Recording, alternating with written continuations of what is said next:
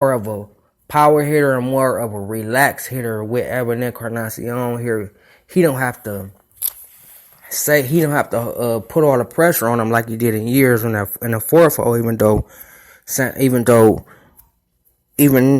Terry Francona been putting him in a four hole, I don't think he's a four hole hitter. I think he's a 5 or 6 hole hitter. But since Edwin been struggling and Carlos Santana is versatile, you could put him basically anywhere in the lineup. I do agree with that.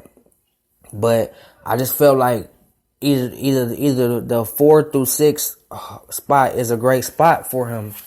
And especially with Kipnis coming off that injury.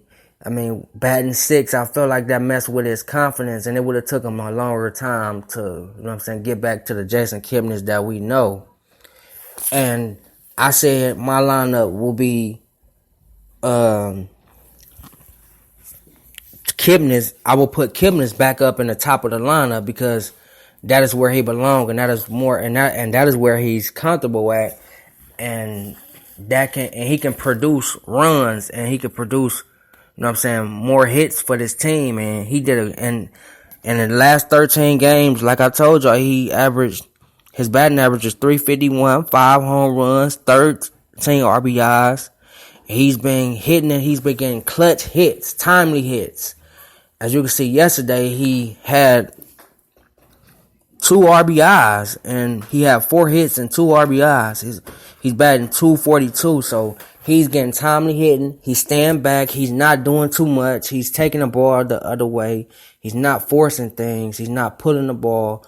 And Jason Kipnis is a great hitter. He's a great top of the lineup hitter. So that was a great move, and that's gonna get him some spark in that top of the order, because that top of the order is basically one of the best in baseball. Kipnis, Francisco Lindor, and Michael Brantley. Them is 3 of the best hitters in the major leagues. So you have to pick, so you can pick your poison. If you want to walk one of them, you got to deal with the other one. And you got to figure Edwin Encarnacion, once he started getting together, that's going to be even more poisonous for this lineup, because then again, you can't pitch around this lineup. And then you got Santana, and then you got Jose Ramirez, and then Yan Gomes is coming around. I mean, if this team can all stay on the same page and be consistent each and every game, this will be a tough lineup, and they can cause problems in this league.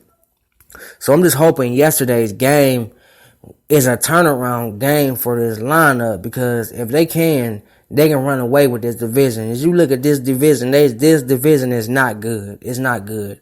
And let's not even sugarcoat it. It's a stinky division.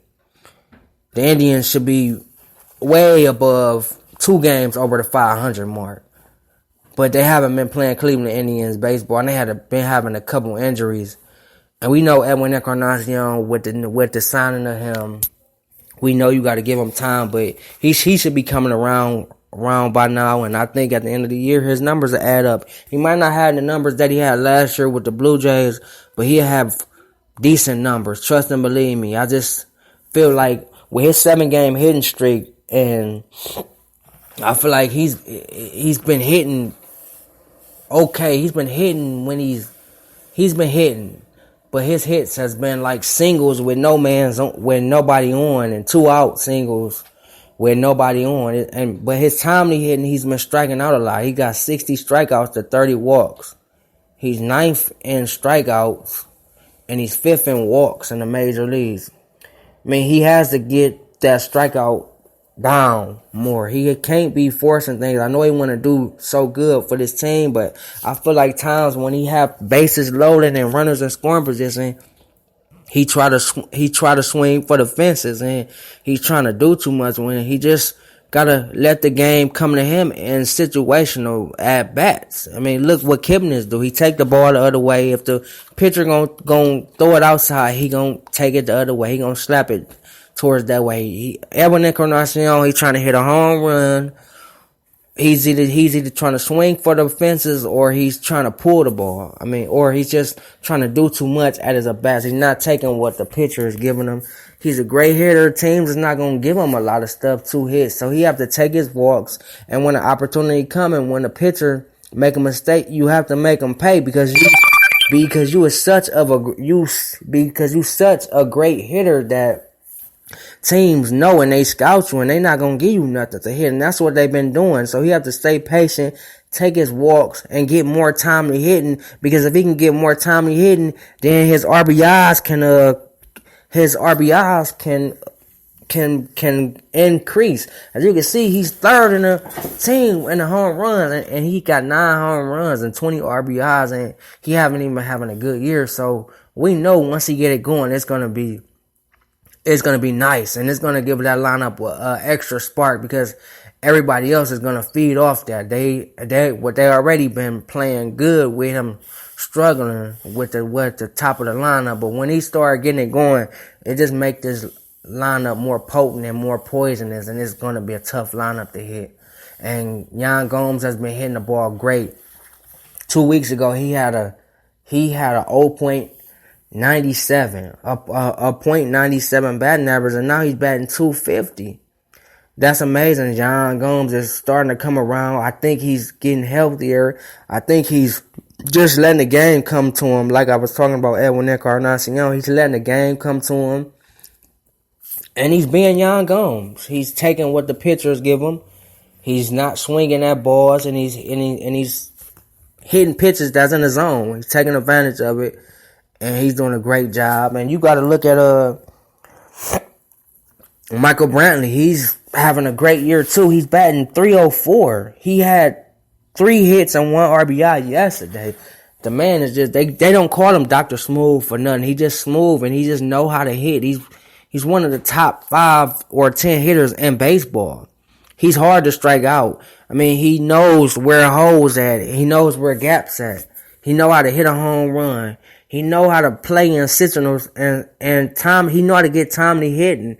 I mean, you can count on him. He's a dependable player. He's, if not the Indians' best hitter. Him and Francisco Lindor is the Indians' best hitter. That 1-8er or 1B. It don't really matter. That's why he got a 13-game hitting streak, because he just take what the pitcher give him, and he knows, and he got a great eye. He knows the balls. He know a ball, and he knows a strike. He knows his zone. He knows when it's out of his zone.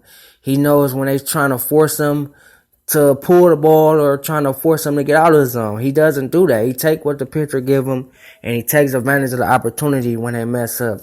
Francisco Lindor, he's one of the best young up-and-coming players in the league. He can be the face of the Cleveland Indians. I mean, he said he turned down $100 million, but people will want to talk about, that's crazy. No, it's not, because the more that he do this season, the more the Indians is going to have to pay him. And right now is not the time.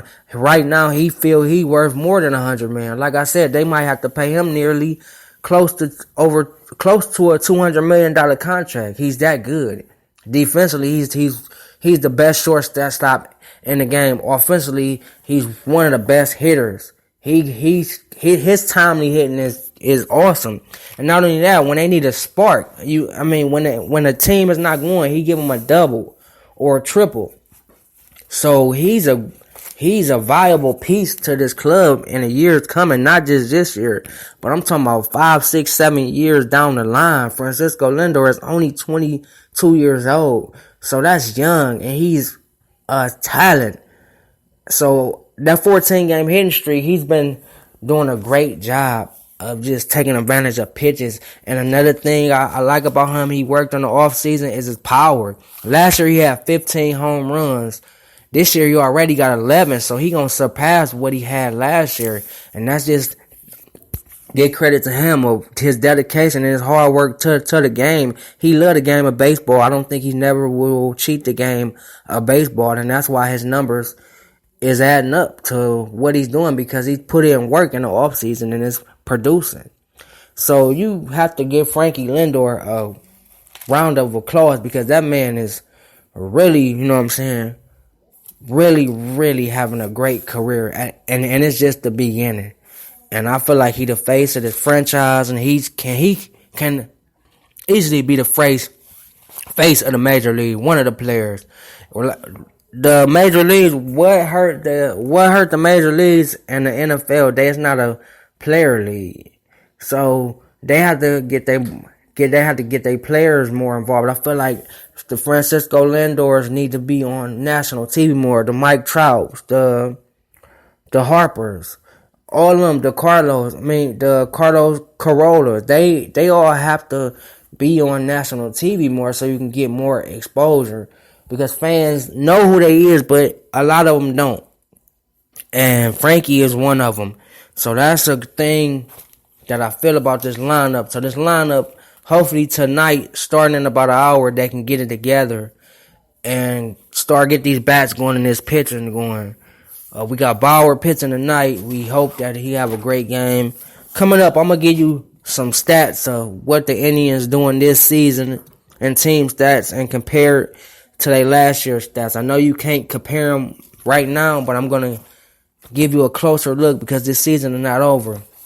We're going to talk about the Indians pitching staff. I'm going to give you their numbers and we're going to see what they can do and if they can get better.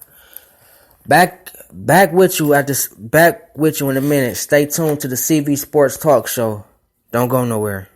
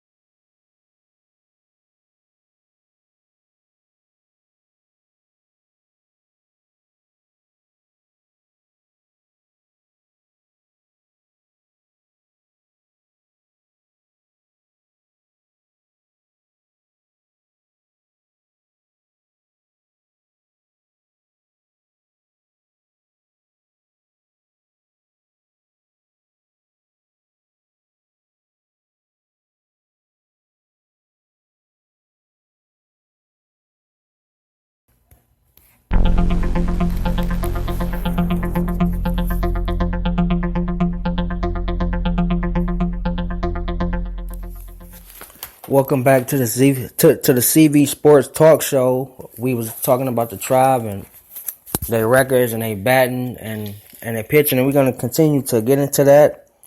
I just want to give y'all some numbers of this year's numbers and last year's numbers.